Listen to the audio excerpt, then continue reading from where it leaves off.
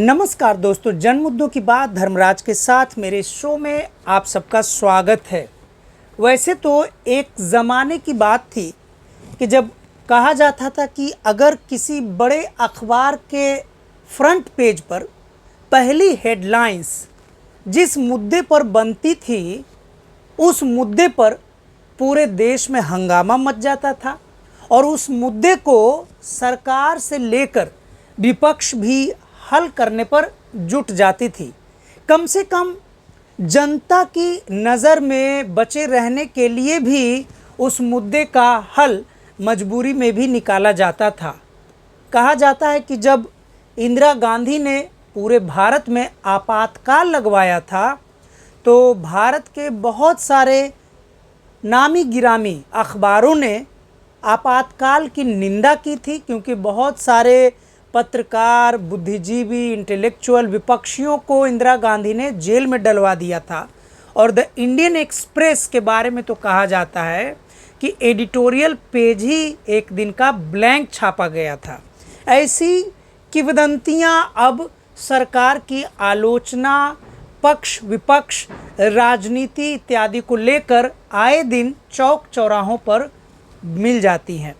लेकिन इन किंवदंतियों से अब ऐसा लगता है कि आम जनमानस को कोई मतलब नहीं रह गया है। हालांकि कहा जाता है कि किंवदंतियों से भी भारतीय समाज क्या, दुनिया के किसी भी समाज में कैसी स्थिति है, इतिहास क्या रहा है और वहाँ सकारात्मक परिवर्तन कैसे हुए हैं, इस पर विस्तार से बात होती थी। लेकिन अब लगता है कि ये सारी बातें महज किताबों में सिमट गई हैं,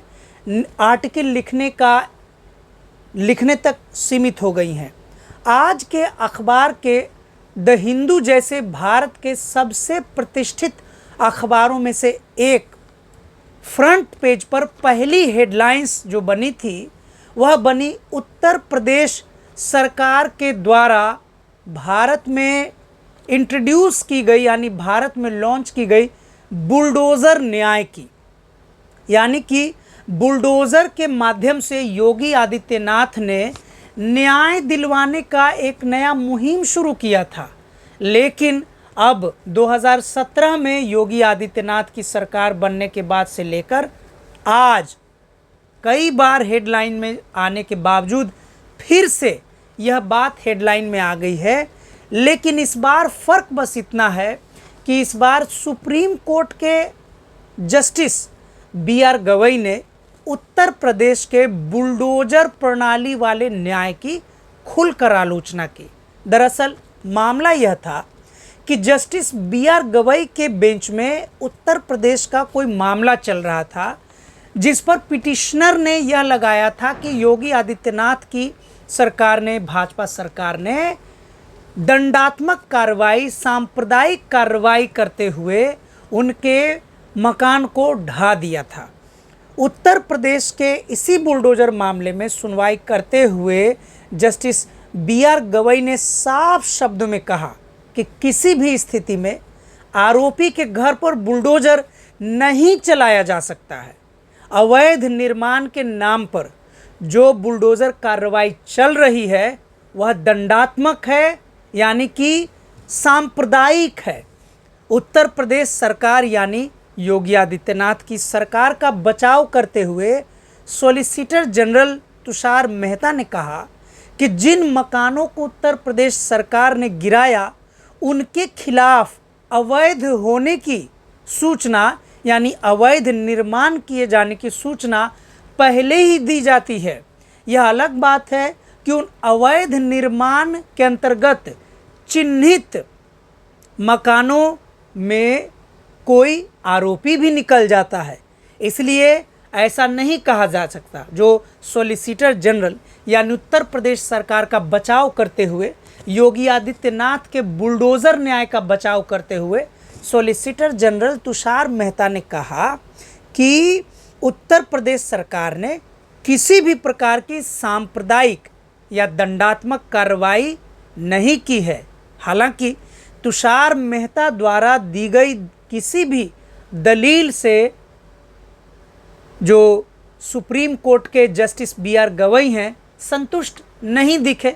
अगर संतुष्ट दिखते तो यह खबर द हिंदू जैसे अखबार के फ्रंट पेज का पहला खबर तो नहीं बन पाती। पूरे देश में योगी आदित्यनाथ के इस बुलडोज़र न्याय को लेकर अब दो धड़ा बन गया है। एक धड़ा यकीन करता है कि अगर कोई व्यक्ति आरोपी है उसे उचित दंड देना चाहिए, उसे उचित दंड मिलना चाहिए, और उस उचित दंड का आलम यह है कि तुरंत उसके घर को ढा देना चाहिए, उसके दुकान को जमींदोज कर देना चाहिए। ऐसा कोई भी तरीका जिसके कारण जो आरोपी के घर वाले हैं उनका जो जीवन जीने का या रोजी रोटी चलाने का या काम धंधा करने के तरीके हैं उस पर सीधा प्रहार किया जाना चाहिए। उससे आरोपी के जो बुलंद इरादे हैं, यानी जो अपराधियों के बुलंद इरादे हैं, उस पर लगाम लगेगा। लेकिन दूसरी तरफ जो संविधान मानने वाले हैं, जिनको समाज की समझ है, जिनको लॉ एंड ऑर्डर की समझ है, उनका साफ साफ कहना है कि अगर 4 से 5 या 10 या 20 परिवार में किसी बड़े परिवार में कोई एक व्यक्ति अपराधी निकल जाता है या आरोपी निकल जाता है तो इसमें परिवार वालों की क्या गलती है? क्योंकि एक घर जो होता है उसमें केवल कोई अपराधी नहीं रहता है, उसमें कोई आरोपी सिर्फ नहीं रहता है। और आरोपी के मामले में सबसे पहली बात तो यह भी है कि अगर कोई व्यक्ति आरोपी है तो उस पर आरोप सिद्ध होने तक कोई भी इस प्रकार की दंडात्मक कार्रवाई यानी प्रतिशोधात्मक कार्रवाई कम से कम राजनीतिक दलों से संबंध देखकर, जाति देखकर, धर्म देखकर की जाने वाली कार्रवाई कहीं से भी कानूनी और संवैधानिक नहीं ठहराई जा सकती। इतनी सी ही बात है जिस पर बहस हो रही है, जिस पर बहस होते होते 7 साल गुजर गए। यानी 2017 में योगी आदित्यनाथ की भाजपा की सरकार प्रचंड बहुमत से बनी थी। आज 2024 है। पूरे भारत में बुलडोज़र न्याय के नाम पर असंवैधानिक कार्रवाई हो रही है। बड़े बड़े लोगों के घर भी ढा दिए जा रहे हैं, और उसमें जब बड़े लोगों के घर ढा दिए जा रहे हैं तो छोटे लोगों की कौन पूछे। कहीं भी अवैध निर्माण के नाम पर किसी भी व्यक्ति का पहले घर तोड़ दिया जाता है। ऐसे कई वीडियो आए दिन सामने आए हैं, और दुखद है कि अधिकांश घर जो सामने जो राष्ट्रीय स्तर के मीडिया चैनलों पर, सोशल मीडिया पर चला है, दुर्भाग्य से वे सारे घर मुसलमानों के निकले हैं। बल्कि हाल फिलहाल का एक ताज़ा मसला है मध्य प्रदेश के छतरपुर का, जिसमें एक मुस्लिम व्यापारी जिनका संबंध या कहें कि जो सभ्य समाज यानी सिविल सोसाइटी में जिनकी पकड़ काफ़ी मजबूत थी, उनका उठना बैठना अपने ज़िले के कलेक्टर के साथ था, आईपीएस के साथ था, एसपी के साथ था, और जिनके ऊपर प्रशासन भी किसी भी मामले में कोई खबर पहुंचाने के लिए, कोई सूचना का प्रचार प्रसार के लिए भरोसा करती थी। उसी मुस्लिम व्यापारी के घर को मध्य प्रदेश के छतरपुर में ढा दिया गया, जिसके खिलाफ राहुल गांधी ने, प्रियंका गांधी ने, विपक्ष के बड़े बड़े नेताओं ने अपने एक्स यानी पूर्व ट्विटर हैंडल पर आलोचना किया, और इस पर बहस हो रही है। हालांकि सबके बस की बात नहीं है कि भारत में बड़े बड़े वकीलों को हायर करना और सरकार की इस असंवैधानिक कार्रवाई के खिलाफ डटकर खड़े रहना, क्योंकि सरकार के पास इतनी ताकत है कि वह अगर बिना किसी मामले का अंतिम समय पहुंचने तक यानी अंतिम प्रक्रिया पूरी होने तक अगर कोई सरकार किसी का घर ढाने के लिए बुलडोज़र भेज देती है, घर ढा देती है, ऐसे में भारत के किस नागरिक में इतना साहस होगा कि सरकार के गैर कानूनी प्रक्रिया, गैर कानूनी, गैर संवैधानिक प्रक्रिया के खिलाफ डटकर खड़ा रह सके। क्योंकि अगर एक घर सरकार ढा सकती है तो इसकी क्या गारंटी है कि पूरे परिवार को नेस्तनाबूद करने में वह सरकार कोई कसर छोड़ेगी। हालांकि बुलडोज़र के मामले में जब भी मामला कोर्ट में पहुंच रहा है तो ये सारे मामलों में बड़े बड़े वकीलों जो अभी तक पक्ष या पिटिशनर की तरफ से बोल पाए या मौजूद होते हैं या कोर्ट में पहुंच पाते हैं, उन्हीं वकीलों के मामले अखबारों में छपते हैं। यह जो ताज़ा मामला है उत्तर प्रदेश सरकार का, इसमें भी जो पिटिशनर के वकील थे वह कोई साधारण आदमी नहीं थे, वह भारत के जाने माने सीनियर एडवोकेट दुष्यंत दवे साहब थे। दुष्यंत दवे न केवल एक सीनियर एडवोकेट हैं बल्कि कई बार बार एसोसिएशन के प्रेसिडेंट भी रह चुके हैं और उनके मामले, उनकी कानूनी जानकारी के मामले में दावा किया जाता है कि बड़े बड़े मामलों में दुष्यंत दवे के हस्तक्षेप के कारण सकारात्मक बदलाव हुए हैं, परिवर्तन हुए हैं। बहरहाल जस्टिस BR गवई जो हाल में ही SC/ST उपवर्गीकरण यानी कि SC/ST सब क्लासिफिकेशन करने के पक्ष में अपने कड़े रुख के कारण, अपने मत के कारण विवादों में चल रहे थे, उसी जस्टिस BR गवई ने कड़ा रुख अपनाते हुए इस मामले में, बुलडोज़र के मामले में भी उत्तर प्रदेश सरकार के तरफ से जो पक्ष रखने वाले सॉलिसिटर जनरल तुषार मेहता वकील थे, उनसे कड़े सवाल पूछे हैं और साफ साफ BR गवई ने कहा है कि किसी भी सूरत में बुलडोज़र के माध्यम से न्याय बहाल करने की प्रक्रिया गैर संवैधानिक है। हालांकि इस पर अभी सुनवाई चल रही है और बुलडोज़र न्याय पर तुरंत रोक लगाने की बात अभी आएगी या नहीं आएगी, अभी ट्रायल कोर्ट में मामला चल रहा है, यह आगे का समय बताएगा। लेकिन जिस प्रकार से द हिंदू अखबार ने फ्रंट पेज पर इस खबर को जगह दी है, यह इस बात की तस्दीक करता है कि पूरे भारत में बुलडोज़र न्याय के नाम पर जो गैर संवैधानिक प्रक्रिया को भाजपा सरकार ने यानी उत्तर प्रदेश के योगी आदित्यनाथ सरकार ने नया फैशन के रूप में इसे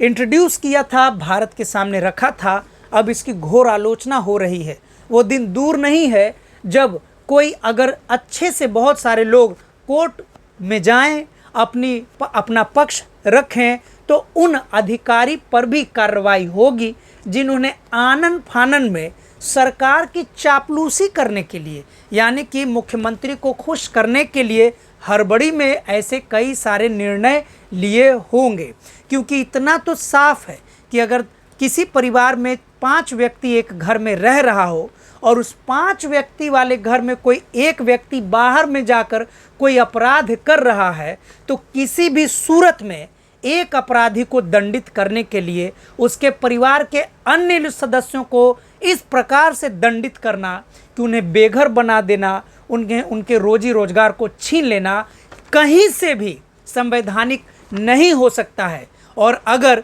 इस प्रक्रिया को लोग संवैधानिक समझ रहे हैं तो आने वाले दिनों में इस संविधान के प्रति आम लोगों के मन में गलत धारणा जन्म लेगी। भारत का संविधान पूरी दुनिया के संविधान के मामले में आज भी बेहतर माना जाता है। कहा जाता है कि जब बाबा साहब भीमराव अंबेडकर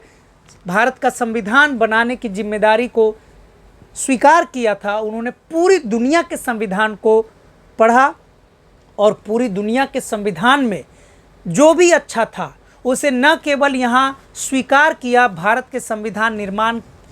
में उसकी सहायता ली, बल्कि भारत के संविधान में एक एक बिंदु पर बहस हुआ है, तीखा बहस सदन में हुआ, जिसे कॉन्स्टिट्यूशनल डिबेट्स यानी संवैधानिक वाद विवाद के रूप में, भाषण के रूप में लोग पढ़ते रहते हैं। बड़े बड़े एक्सपर्ट्स उन कॉन्स्टिट्यूशनल डिबेट्स का हवाला उस वक्त देते हैं जब कोई कानूनी प्रक्रिया या कानून बनाने के क्रम में कोई बहुत ही गंभीर मसला सामने आ जाता है। फिलहाल जस्टिस BR गवई ने यह जो कड़ा रुख अपनाया है उत्तर प्रदेश सरकार के द्वारा प्रचलित की गई इस बुलडोज़र न्याय के नाम वाली गैर संवैधानिक प्रक्रिया को, उम्मीद है कि यह पिटिशनर के मामले में उन्हें राहत मिलेगा, पिटिशनर केस जीतेंगे और भारत में इस प्रकार के जो तानाशाही रवैये वाली सरकारें हैं जो बुलडोज़र जैसे प्रक्रिया को जन्म देती हैं, इन पर रोक लगेगा और भारत के संविधान में